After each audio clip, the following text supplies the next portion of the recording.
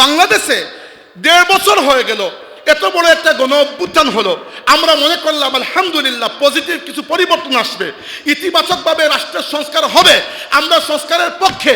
ইতিবাচক সংস্কারের টিকিটাও এখানে দেখলাম না, এর মধ্যে নেগেটিভ সংস্কার চলে আসলো। কে জানি আমাদের বইতে সুন্নি আকিদাকে পরিবর্তন করে ওয়াহাবি আকিদা প্রবেশের একটা পায়তারা করছে। এই পায়তারার আমরা তীব্র নিন্দা জ্ঞাপন করি।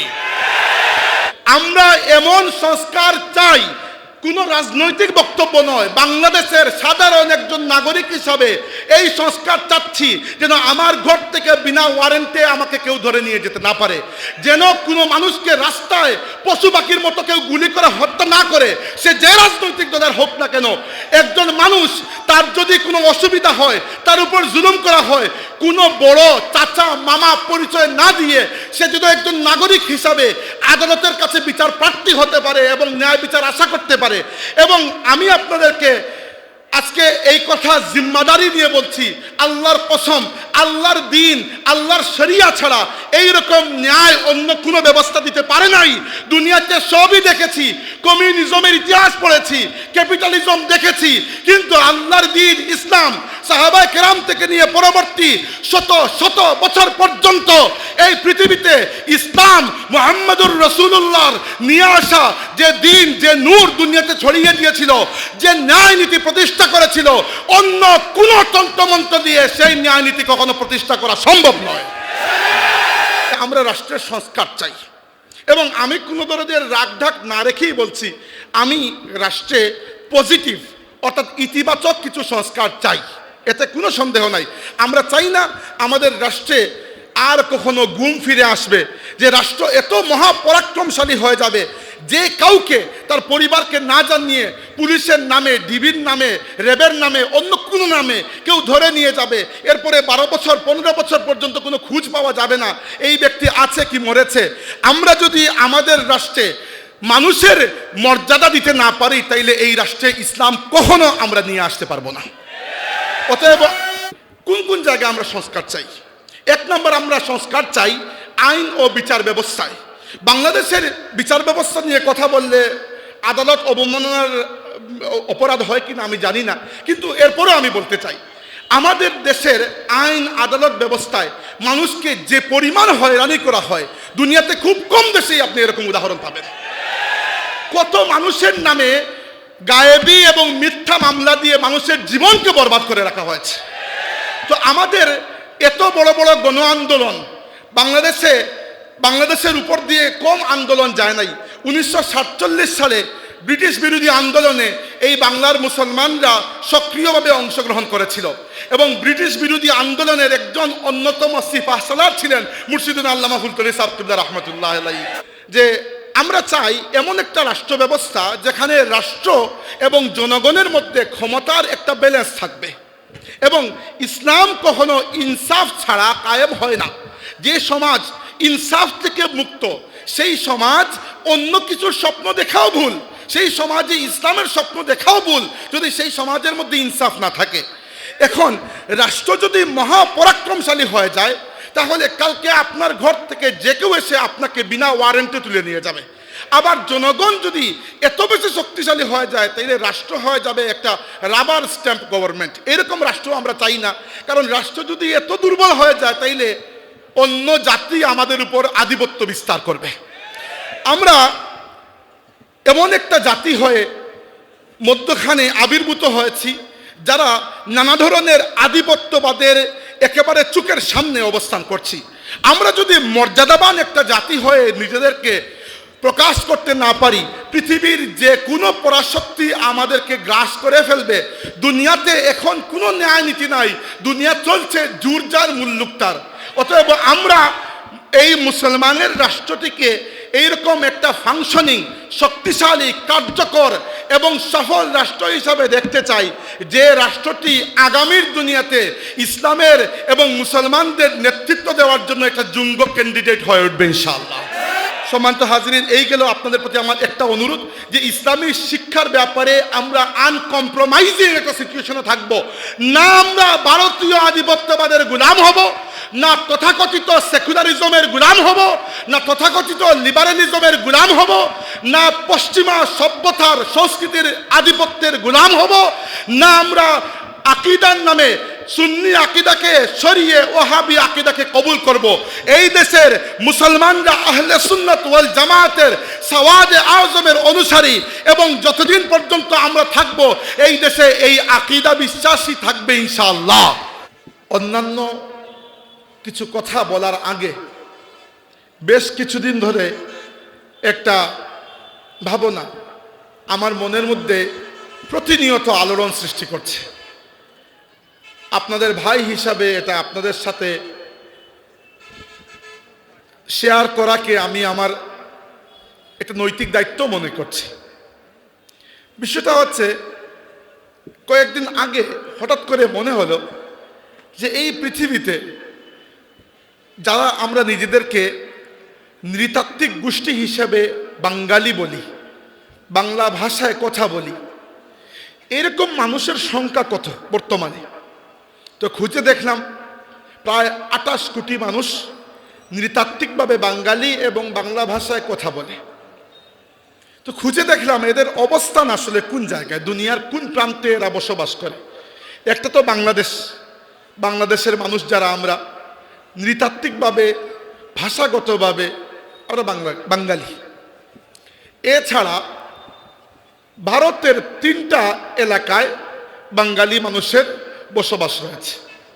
একটা হচ্ছে বাংলাদেশের ঠিক পশ্চিম দিকে ভারতের যে অঙ্গরাজ্য পশ্চিমবঙ্গ, ওয়েস্ট বেঙ্গল যাকে বলে, যে অঙ্গরাজ্যের রাজধানী হচ্ছে কলকাতা, সেটা বাঙালি অধ্যুষিত এলাকা এবং বাঙালিদের বাসস্থান।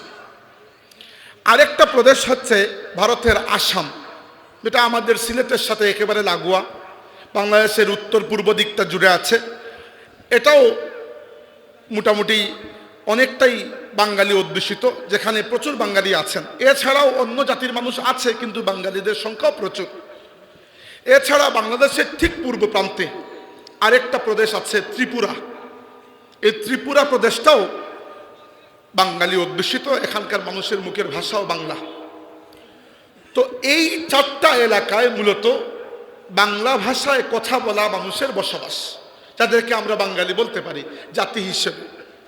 এখানে জাতীয়তাবাদের কথা বলছি না, জাতি হিসাবে একটা নৃতাত্ত্বিক গোষ্ঠী হিসাবে কথাটা বলছি।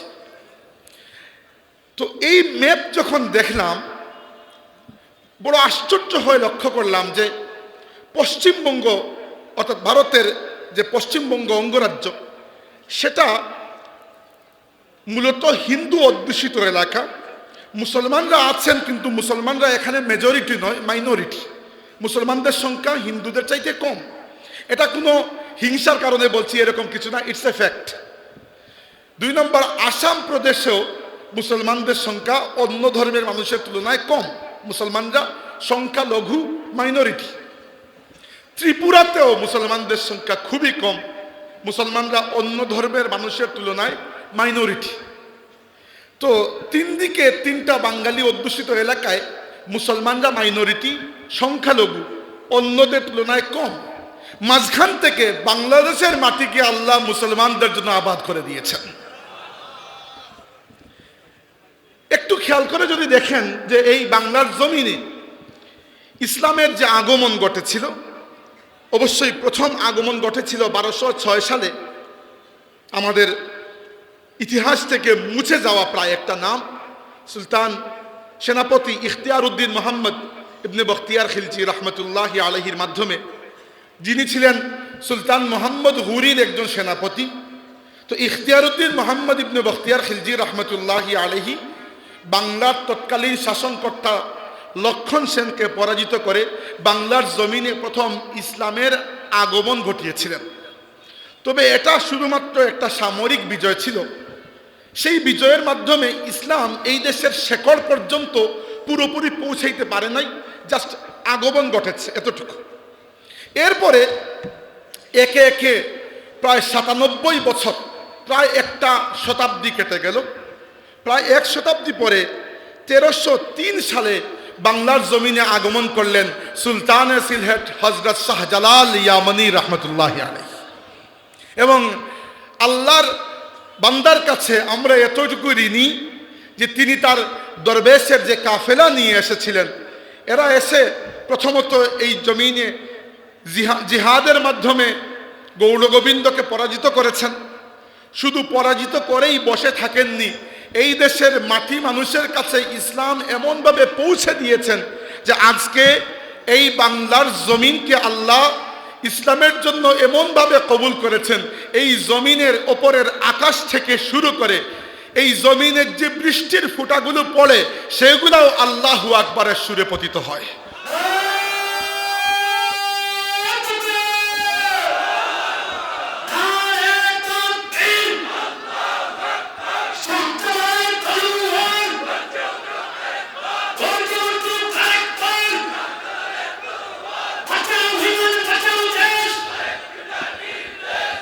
সম্মানিত হাজিরিন, বাদ বাকি স্লোগান এগুলো তো ঠিক আছে, কিন্তু আমি ওয়াদা করে এসেছি নিজের সাথে যে বেশি চিৎকার করব না, কারণ চিৎকার করলে কিছু কথা বুঝাইতে চাই, এগুলো বুঝাতে পারবো না। এগুলো বুঝানো আপনাদেরকে জরুরি। একটু বুঝানো বলতে মনে করবেন না আমি শিক্ষক হয়ে এসেছি, আমি আপনাদের ভাই হয়ে এসেছি। কিছু অ্যানালাইসিস আমার আছে যেগুলো আমি চাই আপনারা বুঝবেন। হ্যাঁ, মিছিল মিটিং ঠিক আছে, এগুলোর সাথে চলবে, কারণ এগুলো আমাদের ওয়াজ মাহফিলের সংস্কৃতির মধ্যেই একটা সংস্কৃতি। এবং সময় যেটা এসেছে আমাদের ইসলামী সংস্কৃতির প্রত্যেকটা হরফে হরফে আমাদেরকে ধারণ করে রাখতে হবে, কোনো একটা জিনিসও ছেড়ে দেওয়ার কোনো উপায় নাই। তো আজকে দেখেন সামনে বাংলাদেশের নির্বাচন আসছে, অতএব রাজনৈতিক বক্তব্য দেওয়ার সুযোগ নাই, আমি নিজে রাজনৈতিক ব্যক্তিও নই। তবে বাংলাদেশের একজন মুসলমান তো আমি, বাংলাদেশের একজন মুসলমান হিসাবে কিছু মনের কথা আপনাদের সাথে শেয়ার করতেই পারি, যেগুলাকে রাজনৈতিক বক্তব্য মনে করবেন না, কাউকে এন্ডোর্স করার জন্য আসি নাই।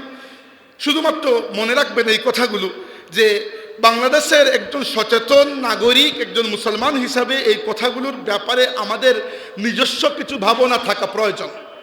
প্রথমত, এই পৃথিবীতে বর্তমানে মুসলমানদের পতাকা উঠছে না। প্রায় 150 বছর ধরে আমাদের পতাকাটা অনেকটা অস্তমিত।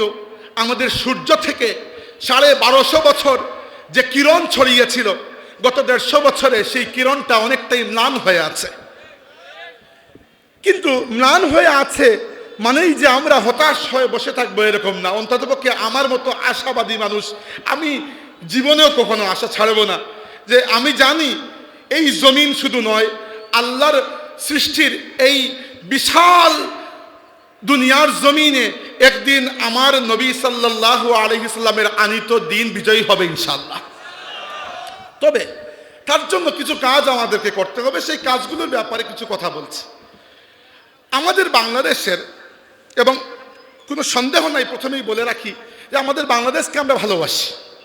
যদিও একটা কথা বলা হয় যে দেশপ্রেম ইমানের অঙ্গ, এটা একটা হাদিস, আসলে এটা হাদিস নয়, এটা হাদিস নয়, অতএব হাদিস মনে করার দরকার নেই। কিন্তু কথাটা যে একেবারে খারাপ তা নয়, ইমানের অঙ্গ নয় ঠিক আছে, কিন্তু দেশপ্রেম মুঠেও যদি আপনার মনের মধ্যে না থাকে, আপনার নিজের জাতির জন্য কোনো কাজ আপনি করতে পারবেন না। এই জন্য দেশপ্রেম থাকা দরকার, ইমানের অঙ্গ মনে করার দরকার নাই। ইমানের অঙ্গ বলে যে হাদিসটা বলা হয়, এটা আসলে হাদিস নয়, এটা একটা প্রবাদ। এই হাদিস, এটাকে হাদিস বলাটা একটা ভুল। তো আমি যেটা মনে করি আপনাদের সাথে আলোচনা করতে চাই, সেটা হচ্ছে আমাদের দেশে এবং সারা বিশ্বে প্রচলিত যে রাজনৈতিক ব্যবস্থা আছে, যাকে আমরা গণতন্ত্র বলি, সেই গণতন্ত্র দিয়ে এই দেশের জমিনে এবং দুনিয়ার কোনো জায়গায় ইসলাম কায়েম করা সম্ভব নয়। তবে গণতন্ত্রকে আমি এক বাক্যে হারাম বলে দেব, এত বড় মুফতিও আমি নই। হালাল হারাম ফতোয়া আপাতত কতক্ষণের জন্য আমরা দূরে রাখি, এইগুলো আমাদের বরেণ্য মুফতি যারা আছেন, আমাদের মাথার তাজ যারা আছেন, তাদের ফতোয়া আমরা মেনে চলবো। কিন্তু হালাল হারামের ফতোয়া আপাতত বাদ দেন। আপাতত আমরা একটু সিম্পল টার্মে কথা বলি। গণতন্ত্র হচ্ছে এমন একটা জায়গা, যে জায়গায় একজন জ্ঞানী মানুষ এবং একজন মূর্খ মানুষের কথার একই দাম। কিন্তু আল্লাহ তাবারাকা ওয়া তাআলা কুরআনুল কারীমের মধ্যে একটা ইশারা দিয়ে রেখেছেন যেখানে বোঝা যায় যে সমস্ত মানুষ সবসময় আপনাকে সঠিক রায় দিতে পারবে না, বরং সঠিক রায় তারা দেবে যাদেরকে আল্লাহ জ্ঞান দান করেছেন। আল্লাহ তাআলা রাসূলকে বলেছেন, ওয়া ইন তুতি আকসারা মান ফিল আরদি ইউদিল্লুকা আন সাবিলিল্লাহ। ইয়া রাসূলুল্লাহ, আপনি যদি দুনিয়ার বেশিরভাগ মানুষের কথা মানতে যান, এরা আপনাকে আল্লাহর পথ থেকে গুমরা করে দেবে। কেন? ইন ইয়াত্তাবিউনা ইল্লা যান্না, বেশিরভাগ মানুষ ধারণার ভিত্তিতে চলে। বাংলাদেশে যখন যেটার হুজুগ উঠে ওইটার পেছনে বেশিরভাগ মানুষ চলেন। তবে আমি চাই এটা যে আমার বয়সী, আমার চাইতে 2 বছর বড়, 2 বছর ছোট, এই যে একটা জেনারেশন আমরা পার করছি, আমরা একটা হুজুগে জেনারেশন হয়ে থাকতে চাই না। আমরা যেহেতু আমাদের দেশকে ভালোবাসি, আমরা যেহেতু আল্লাহর দিনের ফেরিওয়ালা, অতএব আমরা আল্লাহর জমিনে আল্লাহর দিনকে কিভাবে বাস্তবায়ন করা যায়, পরিবারে, সংস্কৃতিতে, সমাজে, আইনে, বিচারে, সব জায়গায় সেই চেষ্টা আমাদের করে যেতে হবে। অতএব ধারণার ভিত্তিতে চলা যাবে না। এখন দেখেন, আমাদের বড়রা বক্তব্য দিয়েছেন, দিক নির্দেশনা আপনারা পেয়েছেন। আমি দিক নির্দেশনার এই বয়সও নাই, এই যোগ্যতাও নাই। তবুও কিছু কথা, যে গত বছর দেড়েক হয়ে গেল বাংলাদেশ একটা বড় পরিবর্তনের মধ্য দিয়ে গিয়েছে। এই পরিবর্তনটা কি জন্য এসেছে? যে আমাদের রাষ্ট্র এবং সেই রাষ্ট্র পরিচালনার দায়িত্বে থাকা যে সরকার ছিল, তারা ক্ষমতাকে এতটুকু অপব্যবহার করেছিল যে মানুষের নাবিশ্বাস চলে এসেছিল। এটা একটা কারণ। আরও বহু কারণ আছে, তবে এইটা পরবর্তীতে অনেক বেশি ট্রিগার করেছে মানুষকে রাস্তায় নামতে। তো এরপরে গত 1.5 বছরে আমাদের সমাজে, আমাদের রাষ্ট্রে অনেক কথা হয়েছে যে আমরা রাষ্ট্রের সংস্কার চাই। এবং আমি কোনো ধরনের রাগঢাক না রেখেই বলছি, আমি রাষ্ট্রে পজিটিভ অর্থাৎ ইতিবাচক কিছু সংস্কার চাই, এতে কোনো সন্দেহ নাই। আমরা চাই না আমাদের রাষ্ট্রে আর কখনো গুম ফিরে আসবে, যে রাষ্ট্র এত মহাপরাক্রমশালী হয়ে যাবে যে কাউকে তার পরিবারকে না জানিয়ে পুলিশের নামে, ডিবির নামে, র্যাবের নামে, অন্য কোনো নামে কেউ ধরে নিয়ে যাবে। এরপরে 12 বছর 15 বছর পর্যন্ত কোনো খোঁজ পাওয়া যাবে না এই ব্যক্তি আছে কি মরেছে। আমরা যদি আমাদের রাষ্ট্রে মানুষের মর্যাদা দিতে না পারি, তাইলে এই রাষ্ট্রে ইসলাম কখনো আমরা নিয়ে আসতে পারবো না। অতএব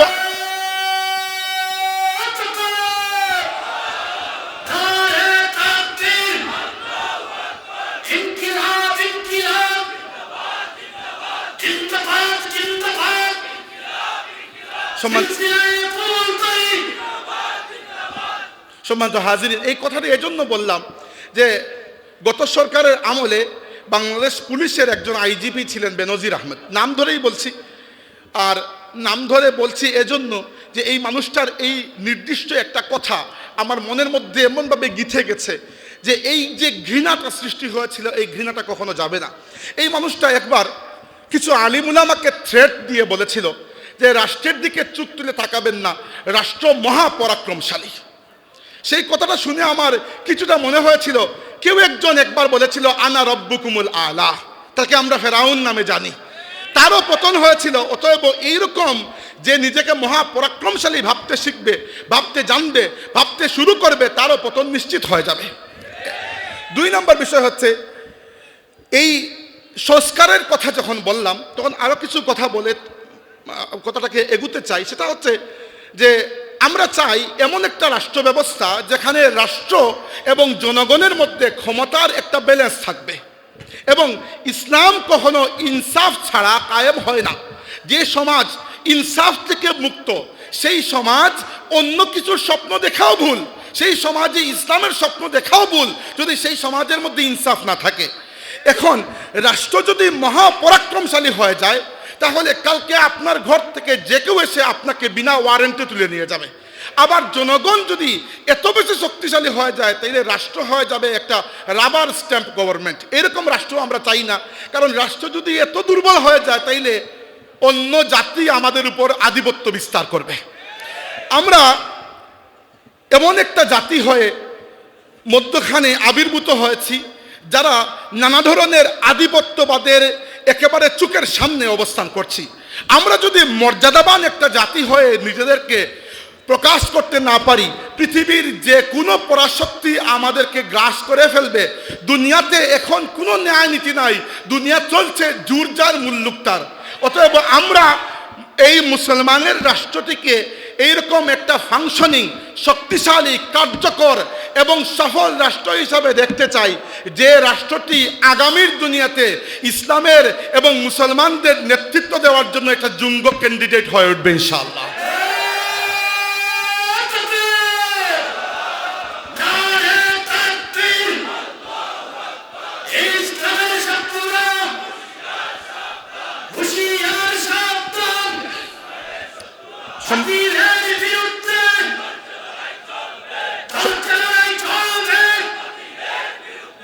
সম্মানিত হাজিরিন, কোন কোন জায়গায় আমরা সংস্কার চাই?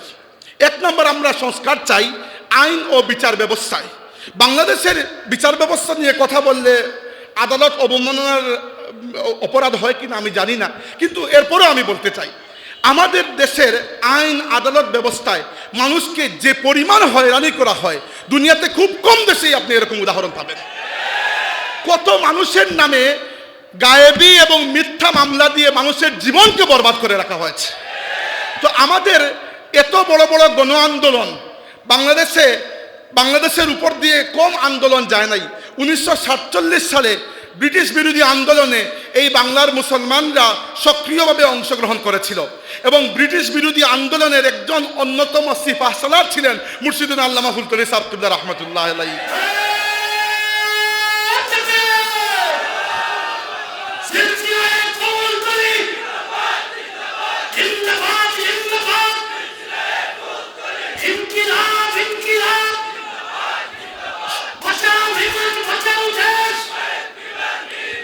সম্মানিত হাজিরিন, এই বিচার ব্যবস্থায় সংস্কার যদি না হয়, তাইলে আন্দাজি সংস্কারের নামে কোনো ঢং করার প্রয়োজন নাই, দরকার নাই। 2 নম্বর সংস্কারটা আমরা চাই, আমি আগেই বলেছি, রাষ্ট্র এবং জনগণের মধ্যে ক্ষমতার একটা ব্যালেন্স চাই। কীরকম ব্যালেন্স চাই? পৃথিবীতে 2টা বড় বড় পরিবর্তন এসেছিল, 2টা বড় বড় বিপ্লব এসেছিল। এর মধ্যে একটা, এই বিপ্লবগুলো আধুনিক যুগের বিপ্লব, আগে আরও এসেছিল।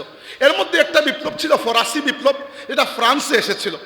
আর আরেকটা বড় পরিবর্তন এসেছিল আমেরিকায়, যখন আমেরিকা নিজের স্বাধীনতা ঘোষণা করে এবং তাদের ডিক্লারেশন অফ ইন্ডিপেন্ডেন্স এবং তাদের সংবিধান প্রণয়ন করে।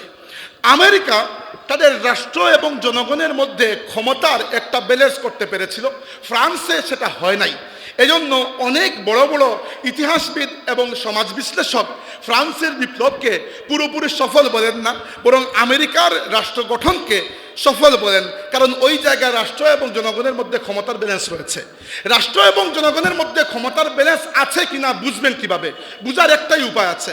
আজকে যদি আপনার কোনো অধিকার কেউ হরণ করে, আপনি কি কোনো বড় মামা, চাচা, খালা এইগুলার উদাহরণ না দিয়ে আপনি কি সুবিচার পেতে পারেন? যদি পেতে পারেন, তাইলে আপনার রাষ্ট্র সফল, নাগরিক হিসাবে আপনি আপনার অধিকার পাচ্ছেন। আর যদি দেখা যায় যে এত পরিবর্তন, 47-এর ব্রিটিশ বিরোধী আন্দোলন, 71-এর মহান মুক্তিযুদ্ধ, 90-এর স্বৈরাচার বিরোধী আন্দোলন, 24-এর জুলাই বিপ্লব, এত কিছুর পরও একজন সাধারণ নাগরিক একটি অফিসে যায় একটা স্বাক্ষরের জন্য, যে একটা স্বাক্ষরে তার জীবনের অনেক কিছু যায় আসে, কিন্তু অফিসের বড় অফিসার এই অফিস থেকে তাকে ওই অফিসে, ওই অফিস থেকে ওই অফিসে ঘুরায়। সে যায় প্রশাসনের কাছে, সে যায় আইন শৃঙ্খলা রক্ষাকারী বাহিনীদের কাছে, এবং এরা তাকে ঠিকমতো সুবিচার পাইয়ে দেয় না, অথবা এদের ব্যবহার তার জন্য নাগরিক হিসাবে অবমাননাকর। তাহলে এত বড় বড় আন্দোলন দিয়ে কি হবে? আমরা চাই এই দেশের প্রত্যেকটা নাগরিক কোনো ধরনের রাজনৈতিক পরিচয় ছাড়াই কেবল নাগরিক হিসাবে এই দেশে সব সময় ন্যায় বিচার পাবে। এই সংস্কারটি আমরা চাই সবচেয়ে বেশি। 2 নম্বর, আগেই বলেছি আমি, বিচারের সংস্কার চাই। 3 নম্বর, বাদবাকি রাজনৈতিক সংস্কারগুলো রাজনীতিবিদরা ভালো করে বুঝবেন, সেখানে আমার কোনো কথা নাই। আমি চলে আসছি আমার বক্তব্যের দ্বিতীয় অংশে। সেটা হচ্ছে, বড় আশ্চর্যের বিষয়, পজিটিভ সংস্কার এখনো খুব বেশি হয় নাই, সম্ভবত নির্বাচনের পরে হতে পারে, আমি এত বেশি নিশ্চিত নই। কিন্তু একটা জায়গায় কিছু নেগেটিভ সংস্কার আমরা দেখতে পাচ্ছি। সেটা হচ্ছে বড় আশ্চর্যের বিষয়, গত সরকারের সময় যে কারণে সবচেয়ে বেশি আমরা আন্দোলন সংগ্রাম করলাম, সেটা হচ্ছে আমাদের পাঠ্য বইকে আমরা বাঙালি সংস্কৃতির নামে তথাকথিত হিন্দুত্ববাদের সংস্কৃতি থেকে পাক করব। এবং এই কথা দিয়ে কেউ বুঝবেন না এটা যে আমি আমাদের প্রতিবেশী হিন্দু ভাইদেরকে টার্গেট করে কোনো কথা বলছি। ন, হিন্দু ধর্ম নিয়ে কথা নয়, কথা হচ্ছে হিন্দুত্ববাদ নিয়ে, যেটা একটা রাজনৈতিক মতবাদ, যেটা নরেন্দ্র মোদী গঙ্গের মতবাদ। এটা আমাদের দেশের হিন্দু ভাইদেরকে ছোট করার মতো কোনো কথা নয়। এই বাংলাদেশে যতটুকু আমার অধিকার রয়েছে রাজনৈতিক এবং আইনিভাবে ততটুকু তারও অধিকার রয়েছে। আমার কথা হচ্ছে বাংলাদেশের শিক্ষা ব্যবস্থার, বাংলাদেশের পাঠ্য বইয়ে যখন হিন্দুত্ববাদী বিভিন্ন সংস্কৃতিকে বাংলা সংস্কৃতি এবং বাঙালি সংস্কৃতির হাজার বছরের কালচার বলে প্রবেশ করানো হয়েছিল, তখন আমরা আন্দোলন করেছিলাম না? করেছিলাম। অথচ আজকে দেখছি এইটা কিছুটা বাদ গেছে। এর পরিবর্তে আমাদের বইপত্রের মধ্যে ওহাবি নজদি আকিদাকে প্রবেশ করানো হচ্ছে, এবং এটা কোনো লুকায়িত কথা নয়। আপনি আজকে গিয়ে ক্লাস 6, 7, 8, 9, 10 মাদ্রাসার বইগুলা, এর মধ্যে একটা বই হয়তো বাদ যাইতে পারে, একটা ক্লাস বাদ, বাকি বেশিরভাগ ক্লাসের বই আমি নিজে দেখেছি। সেই ক্লাসের বইগুলোর মধ্যে বিশেষ করে আকাইদ এবং ফিকহের বই খুলে দেখবেন, সেখান থেকে রাসূলুল্লাহ সাল্লাল্লাহু আলাইহি ওয়াসাল্লামকে মহব্বত করার জন্য যে একটা বাক্য ছিল, আল্লাহর রসুলকে মহব্বত করা জরুরি, এই বাক্যটিকে কে জানি কেটে বাদ দিয়ে দিছে। 1, 2 নম্বর, আল্লাহর রসুলের রওদায়ে আতহার মদিনা মুনাওয়ারা এবং মদিনা মুনাওয়ারার মধ্যে বিভিন্ন জিয়ারতের স্থান, যেগুলো আমাদের জন্য এক একটা মুকাদ্দাসাত, সেইগুলো জিয়ারতের পুরো অধ্যায়কেই বাদ দেওয়া হয়েছে। 3 নম্বর, তরিকত এবং তাসাউফ বলতে যা কিছু আছে সবই বাদ দেওয়া হয়েছে। 4 নম্বর, আল্লাহর রসুলের ওসিলা নিয়ে দোয়া করার এই পাঠটাকে অথবা এই অংশটাকেও বাদ দেওয়া হয়েছে। বাংলাদেশে 1.5 বছর হয়ে গেল, এত বড় একটা গণ অভ্যুত্থান হলো, আমরা মনে করলাম আলহামদুলিল্লাহ পজিটিভ কিছু পরিবর্তন আসবে, ইতিবাচকভাবে রাষ্ট্রের সংস্কার হবে, আমরা সংস্কারের পক্ষে। ইতিবাচক সংস্কারের টিকিটাও এখানে দেখলাম না, এর মধ্যে নেগেটিভ সংস্কার চলে আসলো। কে জানি আমাদের বইতে সুন্নি আকিদাকে পরিবর্তন করে ওয়াহাবি আকিদা প্রবেশের একটা পায়তারা করছে। এই পায়তারার আমরা তীব্র নিন্দা জ্ঞাপন করি। এই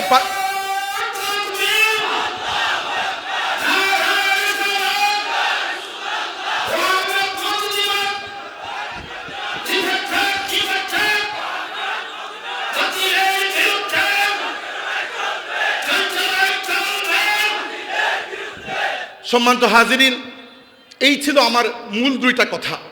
এই মূল 2টা কথা আমি শেষ করলাম। এখন আসছেন আমাদের আরও কিছু বিষয়ে কথা বলা জরুরি। একটা বললাম পাঠ্য বই সম্পর্কে, এইটা সম্পর্কে আমাদের সবসময় সচেতন থাকতে হবে। এবং আমরা সাহেব কিবলা রহমতুল্লাহি আলাইহির জীবনকে যদি স্টাডি করি, তাহলে আমরা পাই যে আল্লাহর ওলি কখনো ঘুটে দাঁড়ান নাই, কিন্তু আলহামদুলিল্লাহ বাংলাদেশের সমাজ এবং রাজনীতিতে ফুলতলি সাহেব কিবলা রহমতুল্লাহি আলাইহির প্রভাব ছিল চোখে পড়ার মতো।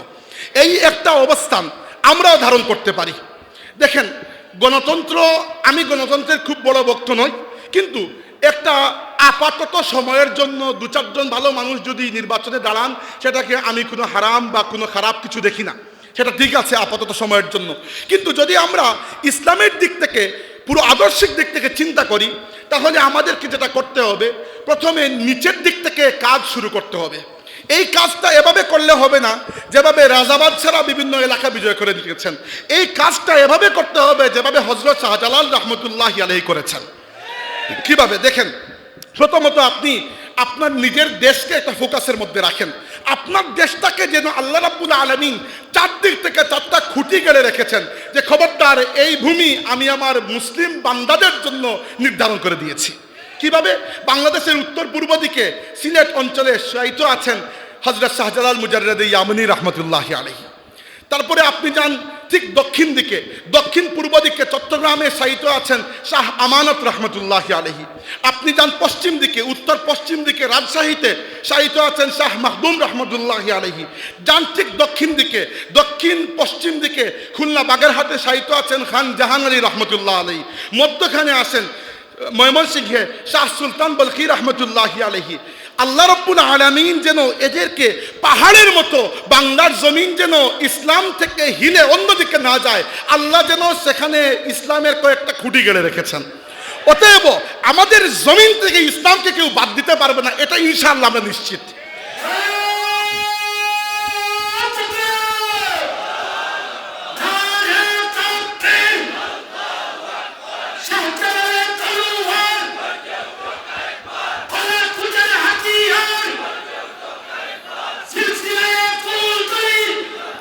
এবার সম্মানিত হাজিরিন, আর একটু ইতিহাস আপনাদেরকে ধরিয়ে দিতে চাই। সেটা হচ্ছে, একবার চিন্তা করে দেখুন, ওই যে আমরা বালাকুটের হাতিয়ারের করি, স্লোগান দিই, আল্লাহ রাব্বুল আলামিন যেন আমাদেরকে তৈরি করছেন অনেক বড় একটা মহা পরিকল্পনা নিয়ে, যে আমার বান্দাদেরকে আমি আমার দিনের একটা বড় কাজে লাগাবো। দেখেন, এই বাংলার জমিনে যত আউলিয়া সালেহীন ইসলামের প্রচার প্রসারে সবচেয়ে বেশি অবদান রেখেছেন, এদের কারো জন্ম আমাদের এলাকায় নয়। শাহজালাল রহমতুল্লাহি আলাইহিকে আল্লাহ রাব্বুল আলামিন ইয়ামেন থেকে পাঠিয়েছেন আমাদের জন্য। এক, বাংলার জমিনে প্রথম যিনি আল্লাহর রসুলের হাদিসের খেদমত শুরু করেছেন, শায়েখ শরফুদ্দিন আবু তাওয়ামা রহমতুল্লাহ আলাই, যার কবর ঢাকার সোনারগাঁওয়ে, তিনিও বাঙালি নন, আল্লাহ রাব্বুল আলামিন অন্য জায়গা থেকে তাকে পাঠিয়েছেন। এই বাংলার জমিনে ইলমে দ্বীনের খেদমত শুরু হলো। আলহামদুলিল্লাহ, বাঙালি ওলামায়ে কেরাম অনেক দূর এগিয়ে গেলেন। এক সময় দেখা গেল বাকি ইলমের ক্ষেত্রে অনেক বেশি এগিয়ে গেলেও কুরআন শরীফের বিশুদ্ধ তিলাওয়াতে এই জাতি কিছুটা পিছিয়ে আছে, যেহেতু আমাদের মাতৃভাষা আরবি নয়। আল্লাহ তাবারাকা ওয়া তাআলা এই মহা দায়িত্ব পালন করার জন্য ফুলতুলি সাহেব কিবলা রাহমাতুল্লাহ আলাইহিকে নির্ধারণ করেছেন। আর এই মহা খেদমতের উত্তরাধিকারী হচ্ছে আমরা, নাম্বার 1। নাম্বার 2 হচ্ছে সৈয়দ আহমদ বেরেলভী রহমতুল্লাহ আলাইহি, আমাদের প্রাণের স্পন্দন তিনি। অথচ সৈয়দ আহমদ বেরেলভী রহমতুল্লাহি আলাইহির সাথে বাংলা এলাকার কোনো সম্পর্ক থাকার কথাই না। তার জন্ম হয়েছিল রায়বেরেলি এলাকায়, তিনি লেখাপড়া করেছেন দিল্লিতে, জিহাদ তার ইসলামী খেলাফত তিনি প্রতিষ্ঠা করেছেন বর্তমান পাকিস্তানের পেশাওয়ারে, এবং তিনি জিহাদ করেছেন কাশ্মীরে। সেই কাশ্মীরের বালাকুট জেলায় তিনি শহীদ হয়েছেন। বাংলার সাথে তার কোনো সম্পর্কই নাই। অথচ আলহামদুলিল্লাহ, আল্লাহ তাবারাকা ওয়া তাআলা যেন আমাদেরকে এই মকবুল সিলসিলার সাথে জুড়তে চেয়েছেন। একবার সৈয়দ আহমদ বেরেলভী রহমতুল্লাহ আলাইহি 1820 সালে, তার ইন্তেকালের মাত্র 11 বছর, শাহাদতের 11 বছর আগে, যখন তিনি হজ করতে যাচ্ছিলেন, হজে যাওয়ার আগে তিনি বাংলা এলাকায় এসেছিলেন এবং কয়েক হাজার বাংলার উলামায়ে কেরাম তার হাতে বায়াত দিয়ে তরিকায়ে মুহাম্মদিয়াকে এই বাংলার জমিনের জন্য পার্মানেন্ট করে রেখেছিল। এবং তরিকায়ে মুহাম্মদিয়ার যে খেদমত পরবর্তীতে এই বাংলার জমিনে অন্য কোনো একটা নির্দিষ্ট সিলসিলা থেকে এইরকম কোনো খেদমত আমরা কখনো খুঁজে পাই না। এইটা আমাদের প্রথম পরিচয়, এইটা আমাদের গর্ব। আমরা কখনো এটা যেন ভুলে না যাই যে শুধু স্লোগানের মধ্যে আমাদের ইসলামকে লিমিটেড করে রাখলে হবে না, বরং আমরা যে খেদমতের উত্তরাধিকারী, যে সিলসিলাগুলোর উত্তরাধিকারী, এখানে আমাদের দায়িত্ব অনেক বেশি। ফুলতুলি সাহেব কিবলা রহমতুল্লাহ আলাইহি কোন কোন কাজ করেছেন? সাহেব কিবলা রহমতুল্লাহ আলাইহির প্রথম যে খেদমতটা আমাদের চোখে পড়ে কুরআনুল কারীমের খেদমত।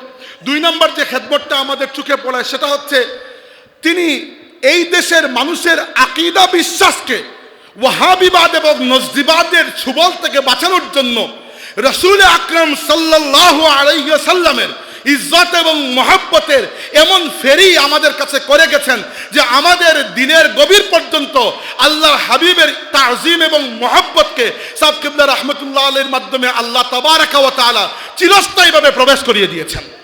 এই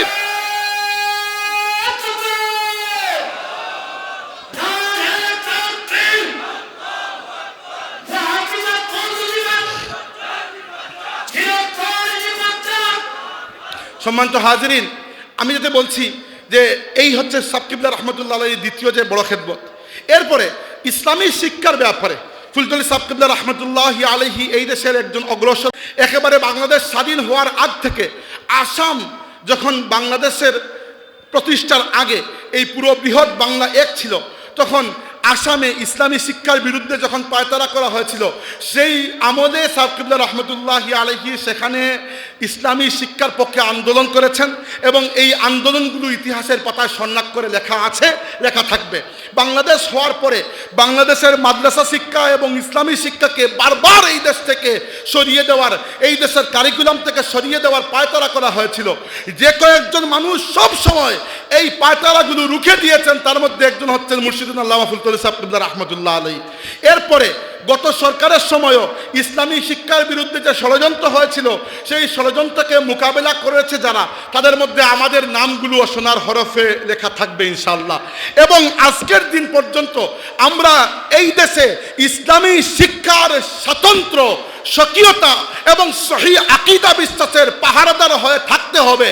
যে বাংলার জমিনে আল্লাহ তাবারাকা ওয়া তাআলা শাহজালাল রহমতুল্লাহি আলাইহির মতো মুজাহিদ এবং বুজুর্গকে পাঠিয়ে যে মহা একটা পরিকল্পনা করেছেন এই জাতিকে ভবিষ্যতে আল্লাহ রাব্বুল আলামিন হয়তো ইসলামের খেদমতে বড় একটা কাজে লাগাবেন, সেই সম্ভাবনা যেন কোনো বদ আকীদার কারণে অঙ্কুরেই বিনষ্ট না হয়ে যায়।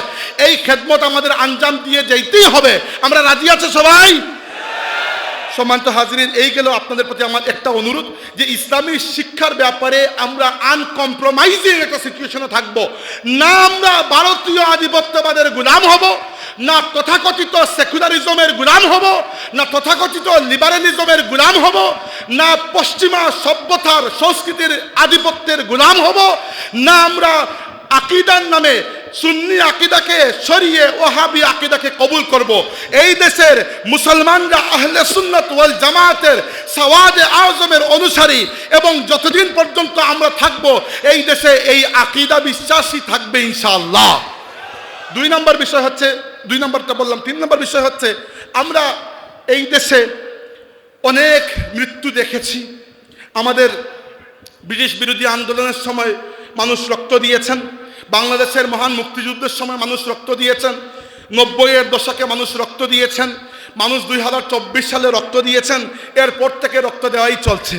কিন্তু এত রক্তের পরেও যদি আমরা ঠিকমতো কোর্স প্ল্যান রেডি না করি তাইলে আমাদের রাষ্ট্র হয় অন্য দেশের তাবেদার একটা রাবার স্ট্যাম্প সরকার, রাবার স্ট্যাম্প রাষ্ট্র হয়ে থাকবে, আর নাইলে কেউ একজন এসে দাবি করবে রাষ্ট্র মহাপরাক্রমশালী এবং সে হয়ে যাবে ফেসিবাদী। এই জিনিসটা খেয়াল রাখতে হবে। আমরা এমন সংস্কার চাই, কোনো রাজনৈতিক বক্তব্য নয়, বাংলাদেশের সাধারণ একজন নাগরিক হিসাবে এই সংস্কার চাচ্ছি যেন আমার ঘর থেকে বিনা ওয়ারেন্টে আমাকে কেউ ধরে নিয়ে যেতে না পারে, যেন কোনো মানুষকে রাস্তায় পশু পাখির মতো কেউ গুলি করে হত্যা না করে, সে যে রাজনৈতিক দলের হোক না কেন। একজন মানুষ তার যদি কোনো অসুবিধা হয়, তার উপর জুলুম করা হয়, কোনো বড় চাচা মামা পরিচয় না দিয়ে সে যদি একজন নাগরিক হিসাবে আদালতের কাছে বিচার প্রার্থী হতে পারে এবং ন্যায় বিচার আশা করতে পারে। এবং আমি আপনাদেরকে আজকে এই কথা জিম্মাদারি দিয়ে বলছি, আল্লাহর কসম, আল্লাহর দিন, আল্লাহর শরিয়া ছাড়া এইরকম ন্যায় অন্য কোনো ব্যবস্থা দিতে পারে নাই। দুনিয়াতে সবই দেখেছি, কমিউনিজমের ইতিহাস পড়েছি, ক্যাপিটালিজম দেখেছি, কিন্তু আল্লাহর দিন ইসলাম সাহাবায়ে কেরাম থেকে নিয়ে পরবর্তী শত শত বছর পর্যন্ত এই পৃথিবীতে ইসলাম মুহাম্মদুর রাসূলুল্লাহর নিয়ে আসা যে দিন, যে নূর দুনিয়াতে ছড়িয়ে দিয়েছিল, যে ন্যায় নীতি প্রতিষ্ঠা করেছিল, অন্য কোন তন্ত্রমন্ত্র দিয়ে সেই ন্যায় নীতি কখনো প্রতিষ্ঠা করা সম্ভব নয়।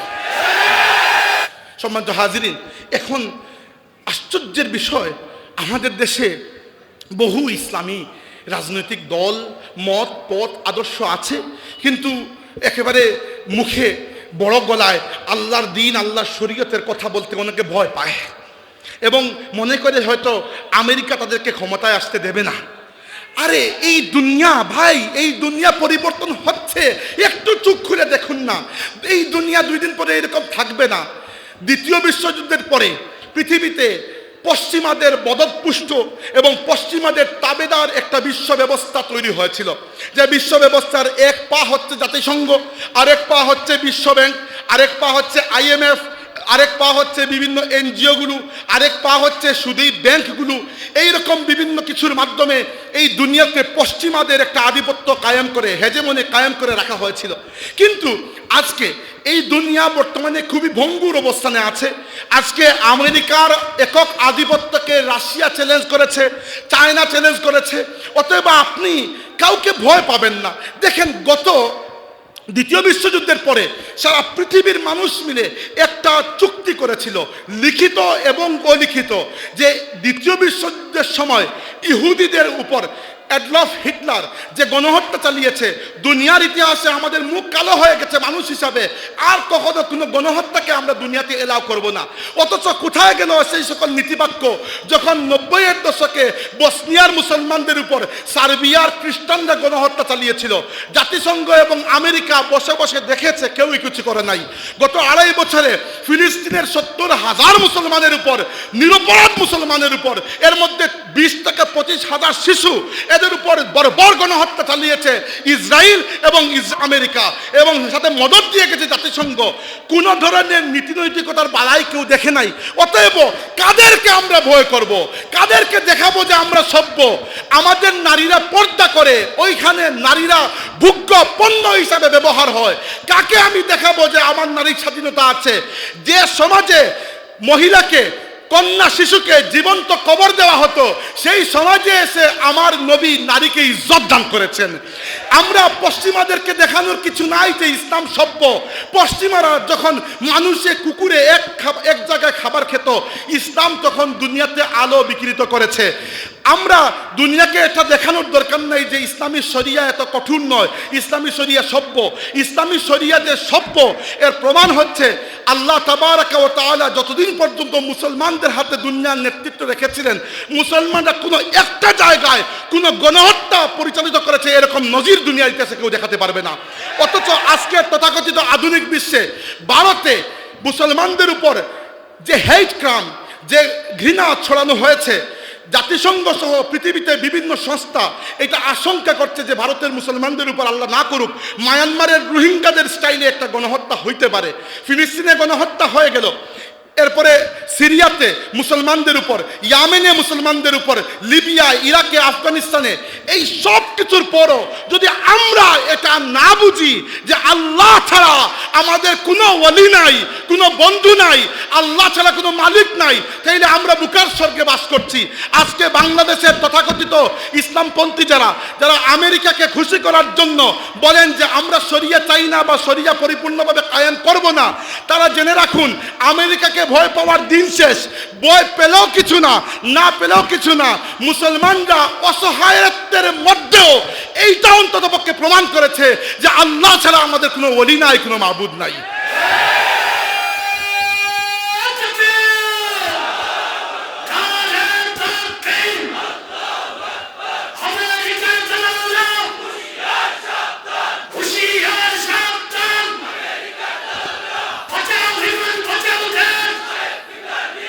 সম্মানিত হাজিরিন, ইসলামী রাজনীতি করতে হবে, বুকে বল নিয়ে করতে হবে। আমাদের আল্লাহর দ্বীনের কথা বলতে হবে, মুখ ফুটে বলতে হবে। ইসলামী শরিয়ার ব্যাপারে মানুষকে বুঝাতে হবে। হ্যাঁ, আমি এটা জানি ইসলামী শরিয়াকে যে পরিমাণ মিসরিপ্রেজেন্টেশন করা হয়েছে দুনিয়াতে, যে কারো পক্ষে এটা ভেবে নেওয়া স্বাভাবিক যে ইসলামী শরিয়া মনে হয় খুব কঠোর। আমি দেখি বাংলাদেশের টক শুতে বিভিন্ন ইসলামপন্থীরা যান, তাদেরকে সঞ্চালক প্রশ্ন করে ইসলামী শরিয়ার সম্পর্কে। প্রশ্ন কি? প্রশ্ন শুধুমাত্র কয়েকটা শাস্তি, যেমন চুলের হাত কাটা, তারপরে জিনাকারীর রজম করা। ইসলামী শরিয়া একটা বিশাল বড় ব্যাপক বিষয়, পুরো জীবন পরিচালনার একটা নীতি।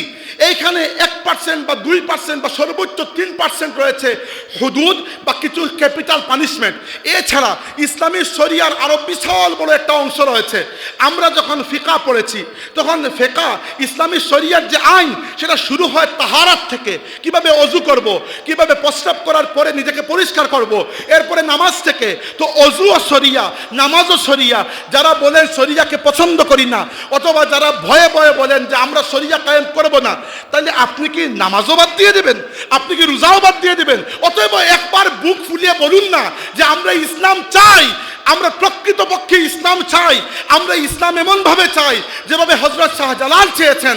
আমরা ইসলাম এমন ভাবে চাই যেভাবে ব্রিটিশ, ভারত এবং শিখ এবং হিন্দুদের ত্রিমুখী আক্রমণের মধ্যে দাঁড়িয়ে সৈয়দ আহমদ বেরলভী বলেছেন, যেভাবে হুসাইন রাদিয়াল্লাহু চেয়েছেন, এইরকম ইসলাম একবার চেয়ে দেখুন, আল্লাহ আপনাদেরকে দুনিয়াতেও সাহায্য করবেন, আখিরাতেও ইজ্জত দান করবেন। আমরা এই পথে পরিচালিত হতে হবে, এই কাজগুলো করে যেতে হবে। তাইলে বক্তব্য শেষ করছি একবার সাম আপ করে। নাম্বার 1 হচ্ছে আমরা এই রাষ্ট্রে পজিটিভ সংস্কার, ইতিবাচক সংস্কার দেখতে চাই। এতে কোনো ধরনের দ্বিমত থাকার, দুদুল্যমানতা থাকার কোনো সুযোগ নাই।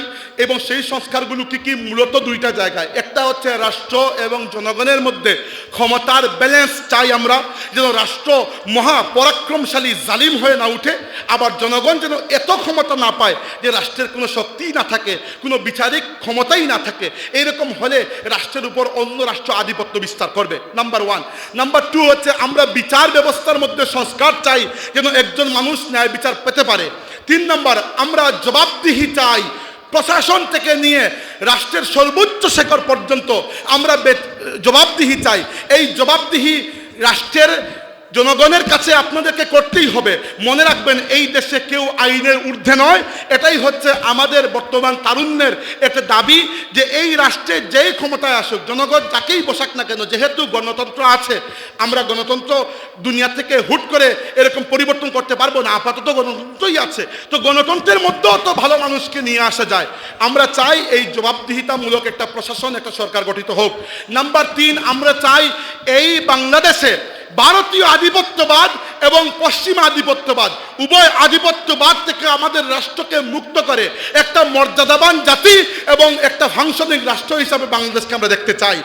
5 নম্বর বিষয় হচ্ছে, আমরা ইসলামী শিক্ষার স্বাতন্ত্র, স্বকীয়তা এবং সহি আকীদার ব্যাপারে আপোষহীন অবস্থান রাখবো ইনশাআল্লাহ। এই দেশের শিক্ষা ব্যবস্থায় যেভাবে বাঙালি সংস্কৃতির নামে মঙ্গল শোভাযাত্রা থেকে শুরু করে বাঙালি সংস্কৃতির নামে হিন্দুত্ববাদী কোনো ধরনের রেপ্লিকা, কোনো ধরনের সিম্বলিজমকে প্রকাশ করানো যাবে না, একইভাবে এই দেশে আকীদার নামে আহলে সুন্নাত ওয়াল জামাতের আকীদাকে বাদ দিয়ে ওয়াহাবিবাদী আকীদা প্রবেশ করানো যাবে না। এই ব্যাপারে আমরা আপোষহীন ছিলাম, আপোষহীন আছি এবং আপোষহীন থাকবো ইনশাআল্লাহ। সম্মানিত হাজিরিন, এরপরে 6 নম্বর আমার কথা হচ্ছে যে আমরা যারা ইসলামের কথা বলে বেড়াই মাঠে ঘাটে, আমরা চলুন একটা দায়িত্ব নেই। সেই দায়িত্ব হচ্ছে আমাদের উঠতি তারুণ্যকে আমরা ইসলাম বুঝাই। ইসলামী সভ্যতা কি ছিল, সংস্কৃতি কি ইসলামের, ইসলামের বিচার ব্যবস্থা কীরকম, ইসলামী অর্থনীতি কীরকম। দুনিয়াতে ক্যাপিটালিজমের বিশ্ব ব্যবস্থা আমরা দেখেছি, ইট হ্যাজ আটারলি ফেইল্ড। আমরা কমিউনিজমের বিশ্ব ব্যবস্থা দেখেছি, ইট হ্যাজ সিভিয়ারলি ফেইল্ড। অতএব আগামীর দুনিয়া ইনশাআল্লাহ ইসলামী অর্থনীতির দিকে ফিরতেই হবে, নইলে ইনসাফের কোনো ধরনের নামগন্ধ থাকবে না দুনিয়াতে। আজকের পৃথিবীতে যত মানুষ মারা যাচ্ছে না খেয়ে, এইরকম পৃথিবীতে কোনো দারিদ্র নেই। আল্লাহ দুনিয়াতে পর্যাপ্ত সম্পদ রেখেছেন, কিন্তু একটা শয়তানি অর্থনীতির মধ্যে বন্দী হয়ে দুনিয়াতে 95% সম্পদের মালিক হয়ে গেছে 4-5 জন মানুষ, আর বাকি মানুষগুলা বুকানাঙ্গা হিসাবে পড়ে আছে।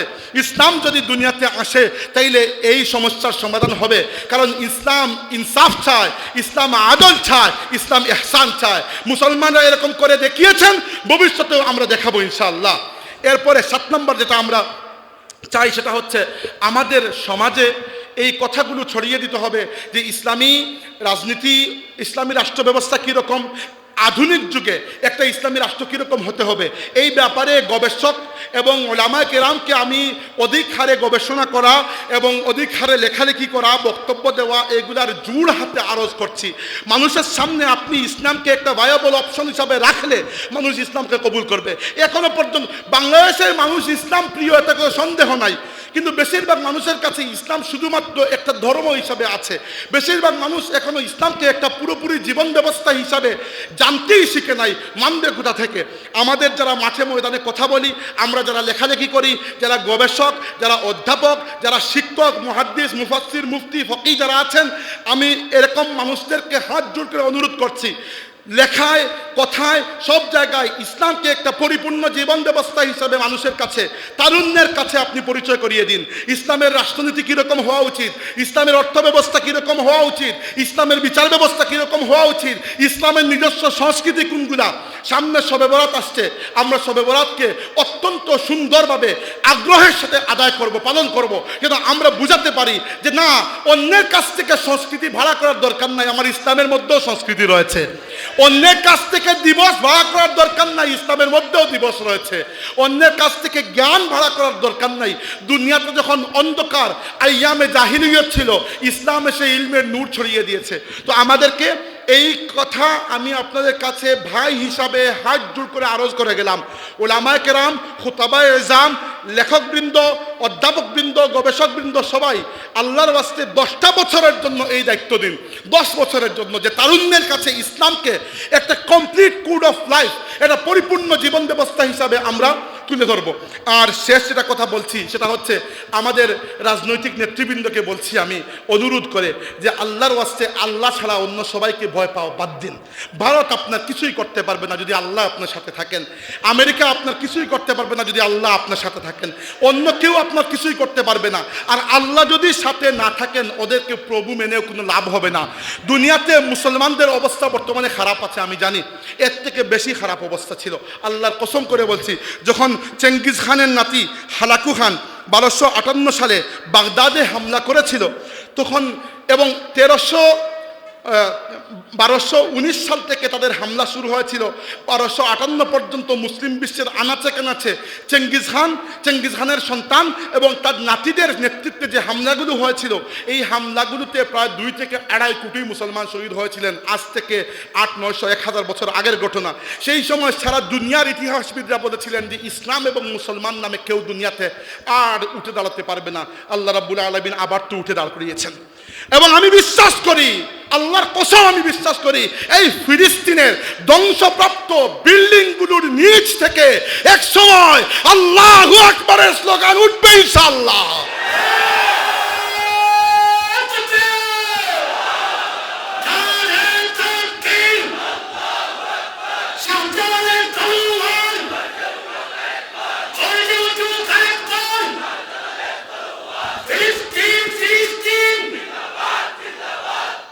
আচ্ছা, আরেকটা কথা, সেটা হচ্ছে আমরা রাষ্ট্রের কাছে আরেকটা ছোট্ট দাবি জানাই, সেটা হচ্ছে আল্লাহর ওয়াস্তে মুসলিম বিশ্বের শক্তিশালী যে রাষ্ট্রগুলো আছে কাউকে ভয় না পেয়ে এগুলোর সাথে সম্পর্ক উন্নয়ন করুন। প্রয়োজন আছে, কারণ আপনি বলবেন মুসলিম বিশ্বের মধ্যে কোনো ইউনিটি নাই, না থাকুক ইউনিটি, আপনি ইউনিটির ডাক দিন, আপনি শুরু করুন। বাংলাদেশ সবসময় কেন কমজোর হয়ে থাকবে? আমি আমার দেশকে শক্তিশালী একটা রাষ্ট্র হিসাবে দেখতে চাই। আপনি মুসলিম বিশ্বের বিভিন্ন দেশের সাথে সম্পর্ক করুন এবং আল্লাহর ওয়াস্তে এই পশ্চিমাদের তাবেদারি করার চিন্তাও করবেন না। এরা কারো আপন হবে না, এরা কখনো মুসলমানদের আপন হবে না। অতএব এমন একটা ফরেন পলিসি, এমন একটা পররাষ্ট্রনীতি তৈরি করুন যে পররাষ্ট্রনীতি ইসলামমুখী, মুসলিমমুখী, এবং প্রকাশ্যে যেরকম আমরা ফিলিস্তিনের পক্ষে সমর্থন দিয়ে আসছি, আমি আশা করি পরবর্তীতে সরকারের যেই আসুক এই সমর্থন অব্যাহত থাকবে ইনশাআল্লাহ। সম্মানিত হাজিরিন, শেষ করছি আমার কথাগুলো। আল্লাহ তাবারাকা ওয়া তাআলা আপনাদের এই হাজিরিকে কবুল করুন। আকুলু কওলি হাযা ওয়া আস্তাগফির।